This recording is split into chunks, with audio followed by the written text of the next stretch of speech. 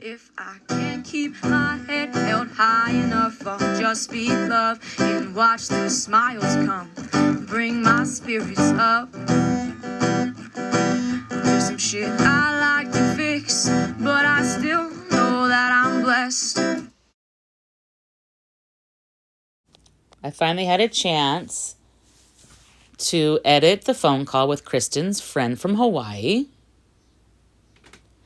The call you're going to hear is not a lot about Kristin. He talks about other things as well. I feel like he was trying to gain credibility with me. And he has different suspicions on what actually happened to Kristin that night and some other things. I found his insight very interesting, and it was really cool to talk to someone that actually knew her and cared about her, and someone she cared about as well. So here are some of the notes I took during my correspondence. I'm going to refer to him as D. He first reached out to me March of 2023, and we communicated for months. And he really misses Kristin a lot and mentioned that quite a bit. He mentioned Kristin's Oahu trip in 1995 for the camp reunion from when she was a camp counselor.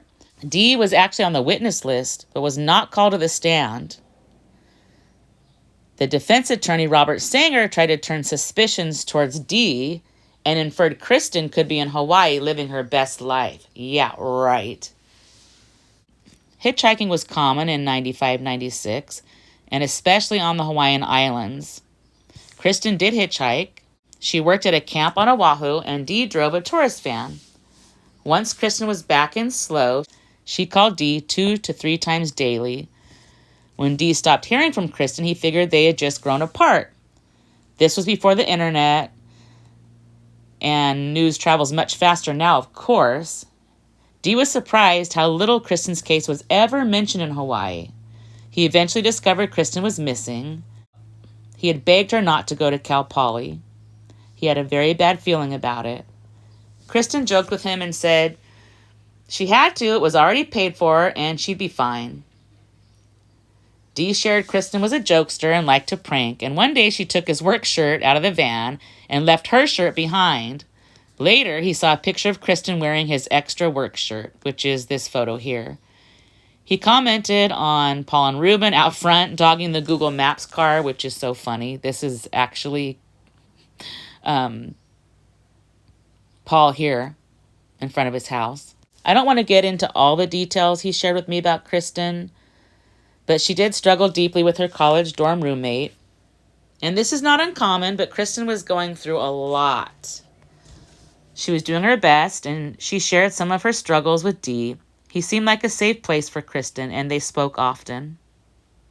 Long-distance calls used to be pricey back then, and it's so sad that he thought he only lost touch with her to find out she was missing and ultimately murdered. I agree with him that she would have been great at whatever she applied herself to. Kristin really did seem like she was a Renaissance woman. On March 24, 2023, in one of our chats, he talked about how he met Kristin the summer of 95 before the 4th of July sometime. He is the person of interest Chris Lambert and Sanger referred to in the trial. He is also the one Kristin called Christmas of 1995. As far as the black eye, Kristin showed people boxing moves like Mike Tyson. Dee talked about her punches, such as the easiest, short left hook to the right eye, also the uppercut to the left chin. Kristin had a very fast, straight punch aimed at the nose. Kristin added her own technique of scratching all over with both hands. She quoted Mike Tyson versus Jesse Ferguson. Punch his nose. She motioned a punch to her nose. Kristin also used the palm to nose technique. Late June of 95, Kristin helped Dee load tourists into the van that he drove. She was looking for an extra job at the Sheraton Waikiki, and she would usually hitchhike from North Shore. Kristin gave gifts to the guy she liked, and that relationship did not work out because he was already with somebody. Kristin called Dee 2 to 3 times a day, and they were on the phone for a half hour to 45 minutes at a time at the payphone. He felt Kristin needed to talk to someone who would listen. He recognized her friends from pictures and would chat with them before she would get on to chat with him. At the 1995 Christmas reunion, Kristin was going to be back in Oahu, and she told Dee he worried too much. Kristin would joke around with Dee and said, quote, "Nothing happened to me." He doesn't believe Kristin was ever buried at Susan's either. Paul kept repeating Taco Bell during his 1996 interview, the first one he had with detectives, and he gave a bogus phone number that was never his sister's phone number, and the phone number actually belonged to someone at a trailer park on 101 with the area code of 805 and a secondary number with an area code of 916. And that person also worked for AT&T, just like Ruben did at the time. Chris Purvell said Kristin's spirit is around, and she's finally getting justice. So that gave you a little bit of insight about Dee. Now let's listen in on one of the calls that we had together, which I did have his permission to record. You'll even hear him mention that during the call.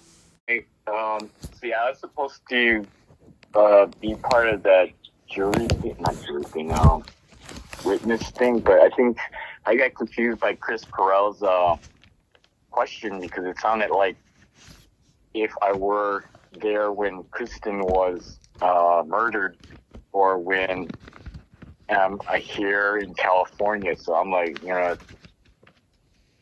but anyways, that was one of the things. I talked to the guy.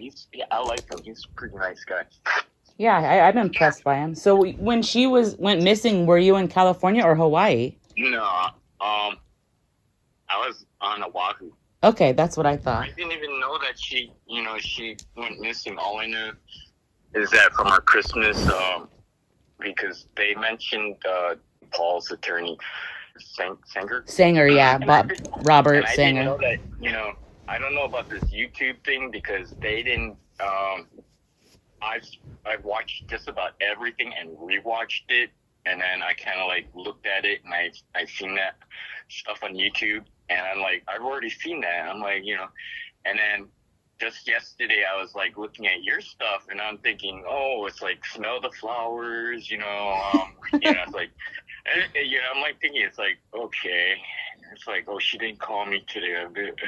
I feel bad and miserable. And I'm like, okay, well, I'll just check her stuff and things like that, because I honestly tell you, when I'm close to somebody or something, I can feel when they're going to call or something, okay, it's like, but your algorithms are, I don't know what it is, just popped up on my YouTube thing. I was like, oh, okay, well, she didn't call me. And I was like, okay, this is the reason why. I'm like, okay, well, I can understand what she's going through. And, I wish I could have had a manlier name, like John Ramsey, John. Yeah, it's so common, though. I've also bumped into them, like John Benet Ramsey. Oh, yes. That's another case that I'm... At the same time. And the thing that got me involved with all this was, you ever heard of, this is where it kind of like people believe me or don't believe me at all. But then I believe that you would understand more of what I went through is that I bumped into a lot of people because I'm driving a lot of people. And I even drove, what's that guy, Snowden around. And I'm like, here's this guy. He says he's got a house in Wahiawa, and there's an FBI headquarters on Oahu. And I'm thinking, you're baloney crap, I'm like, just make sure you give me a good tip before you get out, So here we are, we're driving. You've been to Waikiki, right? Yeah, and one of my good friends grew up there, actually. I know it's a small island, and one of my good friends lived over on North Shore forever, and his family's named... Is he still living over there? I don't know. I lost touch with him, but he was married to a gal named Lisbeth, and she was like hardcore, like those Hawaiian girls that like you don't mess around, like she'll like kick your ass. Like she was one of those kind of girls. Tita. They call him Tita. Yeah. Tita. Yeah. It was kind of cool though, because I was trying to find him on the island and I didn't have an address. I just knew North Shore, so I went into the. If you want me to track him down, I can do that because Robert Rustler. No, who's that? You ever heard of? You ever watched the show CSI? Oh, I know of it, but I don't watch those ones that are reenactments. I like the like real like. John Douglas. Well, these were FBI profilers, and then Robert Ressler had spent an hour and 40 minutes with me because the airport was really slow at that time. Oh, I met cool. John Douglas, and he's interconnected with the John Bonet murder. Yeah, I And feel then, like, is John Douglas a profiler type guy? yes, Okay, yeah. he can do the internet thing, and then he got off the bus. Before he got off the bus, because I was working for National Car Rental at that time as a bus driver, and I told him to look up, make sure that you look up before you go out the door and things like that.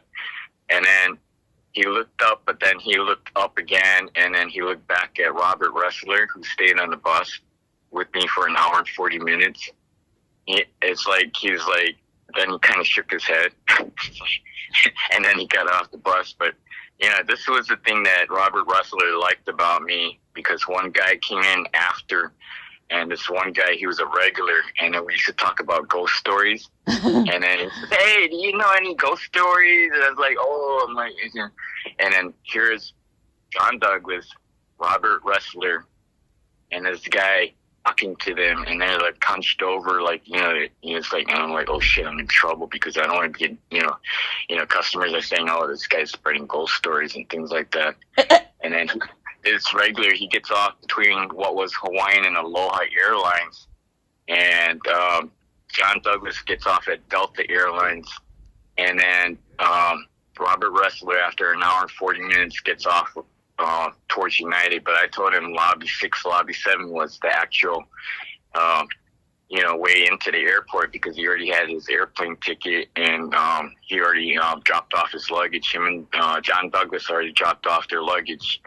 And then, but anyways, he taught me things about tracking down people and things like that. And I cannot tell you what he said, because he said too fast. And I told him he was saying it too fast. And then when I'm driving around, and then, because it's a slow day, and I'm kind of listening to him, it sounded like a 60s computer, he had like a nasal kind of thing. And then, I'm like, what the hell's going on here? It's like, and he didn't ask me. He's like Adam Levine of Maroon 5. Yes, that guy's a trip. And I met Mahadi Prinsloo. They don't ask you, they tell you. It's like, I'm Adam Levine. And I was like, I don't care. Yeah, I grew up in Napa, and we had a lot of celebrities around. And when you grow up, really? Oh yeah, and you just kind of get used to it. What celebrity? Well, Danielle Steele had a place there. Robin Williams had a place there. Danielle Steele. The keyboardist for the oh God, was it the Who? Yeah. Keyboardist for the Who, I think. Oh wow. There's a lot. God, it's been so long, because I moved away from there long ago. But my point being, when you're in a place where they're there a lot, you don't seem to be so starstruck by it. Yeah, exactly. Yeah, you give them their privacy, and you don't act a fool like people other places. Yes, exactly. And then Dave Chappelle. Yeah. And knew him. Snoop Dogg's entourage. Oh, I like Snoop Dogg. That'd be a cool person. Yeah, his team was pretty cool. They were trying to talk to me, and then this lady, people kept on interrupting them. And you ever heard of Boom, There It Is? Boom, of course. There It Is. These guys were walking around with their pimp cups, and I was asking the lady, how come these guys keep on trying to talk to me, and all these people kind of keep on interrupting and things like that, and taking pictures. And it's like, Jay-Z was over there without Beyonce. I think this was before Beyonce. And it's like, she says, you don't know? And it's like, no, I don't know. Who's this? That's Snoop Dogg's entourage. And it's like, who's Snoop Dogg? I can tell your accent, too, is like Hawaiian. You probably can speak pidgin, too, when you have to, huh? Yeah, kind of. Reminds me of... I'm kind of like more the educated, type that, kind of like, you don't want to say too much. You have to have pampa English. Yeah. It's pretty crazy, those guys. Next time we talk, I have some questions that I wanted to ask you about the Kristin stuff. Just curiosity go stuff. Yeah, I know. We're kind of like going on with That's okay. I'll do it next time because I got to make dinner too, and I just wanted to kind of like meet you and see what was up. And yeah, I do definitely want to ask some things, and I took notes You know, on I can tell you one thing is that most people won't know what. is that, Kristin had big feet. Her feet were so damn big. I tell you, they were 11 and a half to 12 size. Oh my foot. gosh! No wonder Yeah, she was a good she had surfer.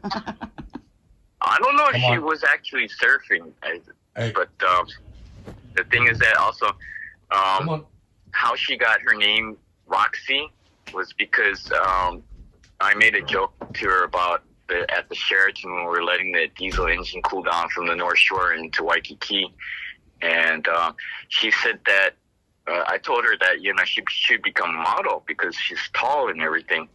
And then when we got around to Waikiki Beach, there was this store called Esprit. Oh yeah. Yeah, I had some other That stuff. was in '95. It was the Esprit store, but they were advertising Roxy swimwear. Out of the blue, she said, "Oh, what kind of stage name should I have? What should I name myself?" I'm like looking around because the light is really long. We're by the Hyatt Regency. You can check this up on Google Maps. It's Ulunui Street. I'm probably saying that wrong. But anyways, the store was advertising Roxy swimwear. I said, "Why don't you name yourself Roxy?" He says, "Oh yeah, I got either a cousin." She said either a cousin or a friend that has the name, but it's not spelt the same. Yeah. And then she told me there was two things that she corrected me on. One I'm not gonna talk about because I only talk with law enforcement, and that was a scary thing that I told her I didn't want her to go to Cal Poly because I was afraid for her. And she made the joke that she already paid for it, Right. and then nothing's gonna happen to her. And then even when she called me in Christmas '95 to pick up her friends and her, she had about 3 or 4 girlfriends, and then around that much. And then it's enough to put into a van, and then about 7 guys or something like that, which I wasn't too keen on bringing guys that were local to, like see the Honolulu City lights, which Kristin wanted to see, but I just want, but anyways, that's how the name came about. And also she said when her and her brother were younger, Matthew, she said that her parents used to always dress them up in Esprit clothes. It didn't matter. They were like, and she called him her mini-me twin kind of thing, her twin.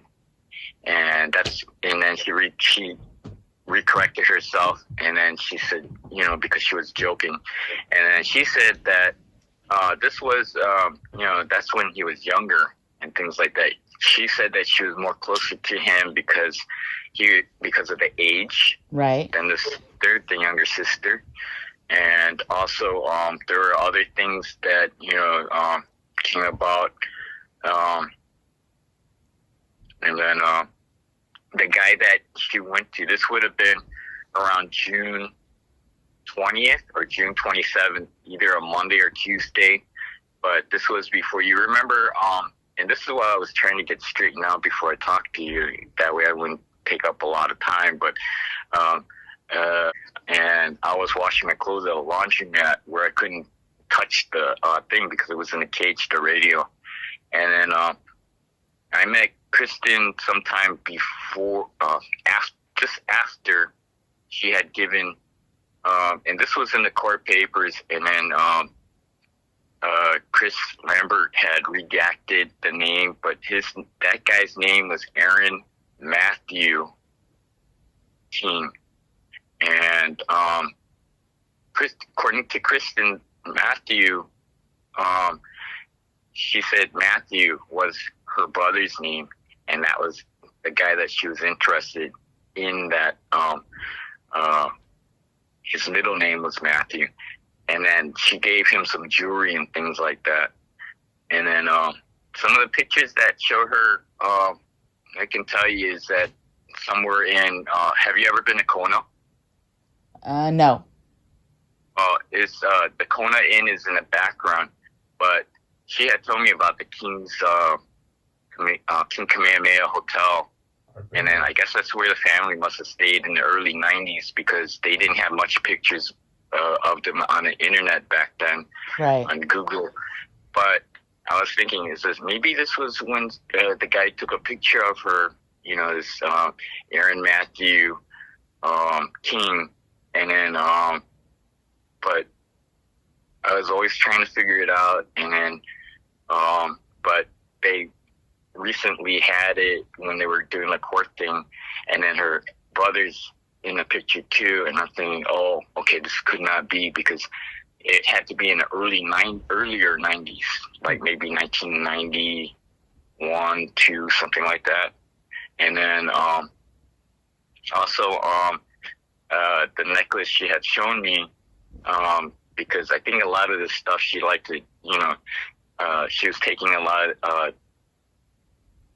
taking care of a lot of kids. Right, she right. liked a lot of kids and things. Mm-hmm. The necklace that's in the picture is a two in one necklace, and that one, if she wanted to turn it around, she could make it a choker with the little clasp. The clasp was made out of this special magnets that were really strong. I forgot the name of it.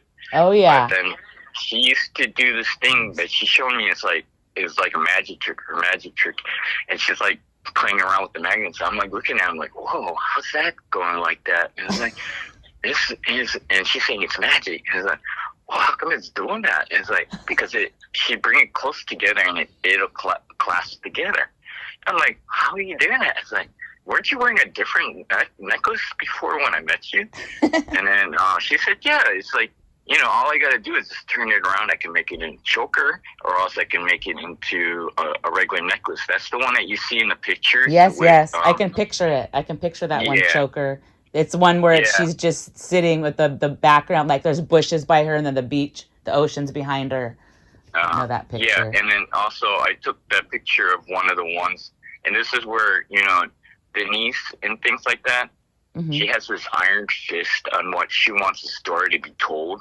Yeah. If she doesn't want that person to be told, telling the story, she won't let the media or her family circle, friends and family circle, to say it. Like, with us, it's like, I would never have known that you were so much into the other stuff, which I thought was even more better than the media that was actually on the thing. Because I'm like looking at it, it's like, whoa, what happened here? This is not even on, when I check up on Kristin Smart, it's like, it doesn't happen to be what you have.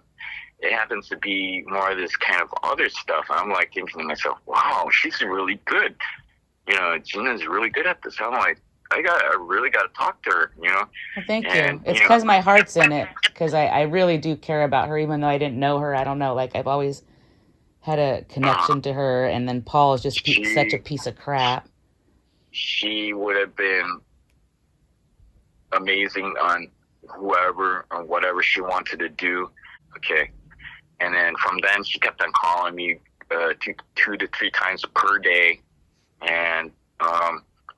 And then it was like, even for the Christmas reunion, which Sangler guy had mentioned in the part of what Chris Lambert had wrote down, and it's like they never even bothered with that. And get this, they released the new interviews with Paul Flores in 1996. Yeah. He blurts out a phone number that the detective point blank tells him, what's your sister's phone number?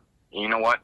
That sister's phone number, that's not his sister's phone number. I tracked that down. Yeah, I know. I wrote that in the notes. You found where it was, and the person, and the AT&T connection, all that. Yeah, I made pretty good notes on all your stuff that I want to chat with you about, like I said, next time when I have more time. Only because I got to make dinner now. But I'm glad we connected, and I'm going to call you again. What are you making for dinner? I'm actually going to do, we eat plant-based most of the time. So I'm going to do a vegan. I'm just outside your house. What was that? I'm just outside your house. I'm hungry. Shit. I'm kidding. I'm going to make vegan mushroom avocado burgers with fries and zucchini on the side. Wow. So Oh my gosh. it should Are be you good. like in a camper home or something? No, but we just recently got a camper. We live in a house. Oh, I'm kind of psychic. It's not a very big house, but yeah, we just got an RV recently, but we don't live in it. Yeah, it's really nice to talk to you and everything. Yeah. And next time, like I said, I want to chat about some particulars, Yeah. just some If things. you want to record it, it doesn't matter, because things that I say is what I know to be true, and even with Paul Flores' black guy. Yeah. Kristen was teaching me, and if you check on YouTube, check on Mike Tyson versus Jesse Ferguson. Okay. Yeah, and I wrote the other notes you had about the Tyson stuff, and my man is totally into boxing, so he knows like all the moves and all that stuff. She knew how to box. There's no way around it. She knew, and then she could hit really hard, even though she was playing and things like that. But her part was, and you might see my comments in the boxes, they might have taken it out. But anyways, she was like, after she was doing the left hook, uppercut, and then she was like teaching me how to do the short left hook, and your husband would know more about this. She was teaching me, and she was telling me, punch him in the eye, punch him in the nose, scratch him all up, and then do it all over again, mix it up. Okay. Yeah, and if she wasn't so intoxicated that night, she probably could have defended herself better. She was never, believe me, she knew not to drink because she had ADD medication that she had. So you think someone drugged her, right? That's what you think too? I told her, that was one of the reasons why I told her don't go, because I don't like it. It's like, and then she told me she already paid for it. But the thing is that she knew not to drink, okay? She didn't want to go to Cal Poly from part of my knowledge. She was trying to not go there, and her parents are like, we already paid, you got to go. And then when she got there, she's like, I don't want to go here anymore. And they're like, you got to figure it out. It's interesting. And you know what? If you can do something on Cal Poly, the Sacagawea, I'm saying that wrong, hall, there's this one diesel heater thing.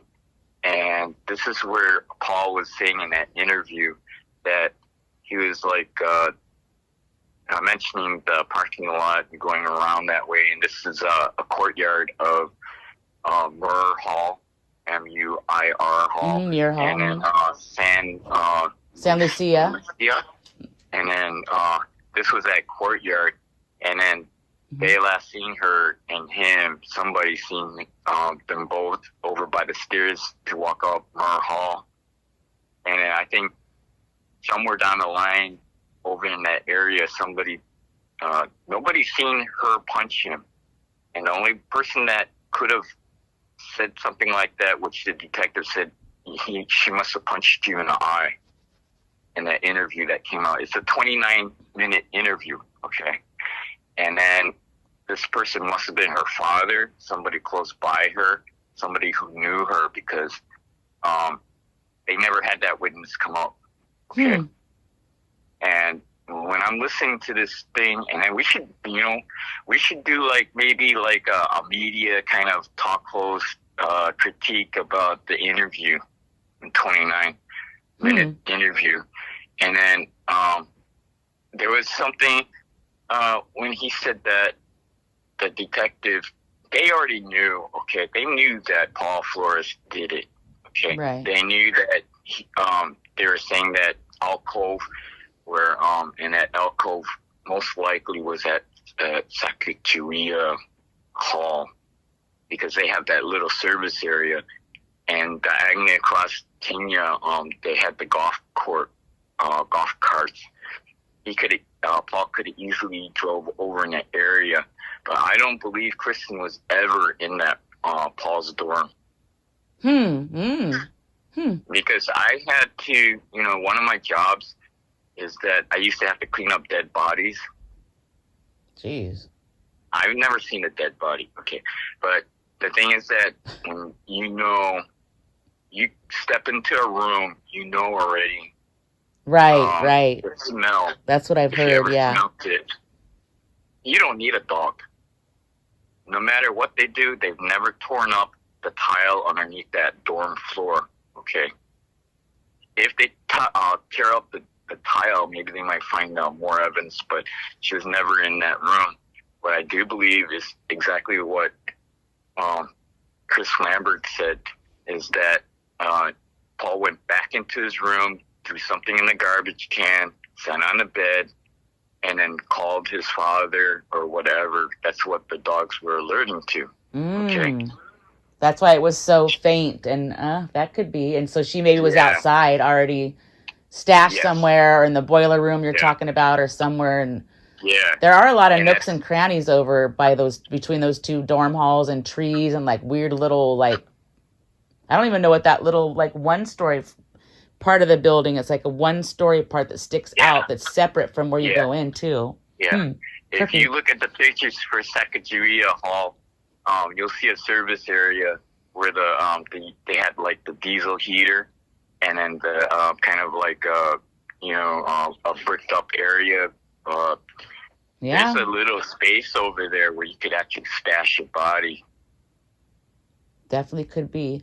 I gotta run though. I'm gonna be eating totally late, but it's been a pleasure, and I'll definitely get a hold of you again soon, and feel free to email me in between if anything else pops up. But I find it fascinating. Like I said, I took notes, and I definitely want to look into it more, and maybe we can figure out some kind of collaboration where we can bring some more insight to other people about this and keep spreading the word, because we still need to find her. Yeah, it's a sad thing. But anyways, I'm like, I hope you cook your food because it might get burnt. It's getting late and I'm tired. That's in the back of my mind too. But it's like, to me, I'm like, she got me to feel about her and things like that. And this is about all the calling me and things like that. But anyways, I hope that they can give her a proper burial, and that possibly they can find her. And I don't think she's at Susan Flores' home. No. I really don't.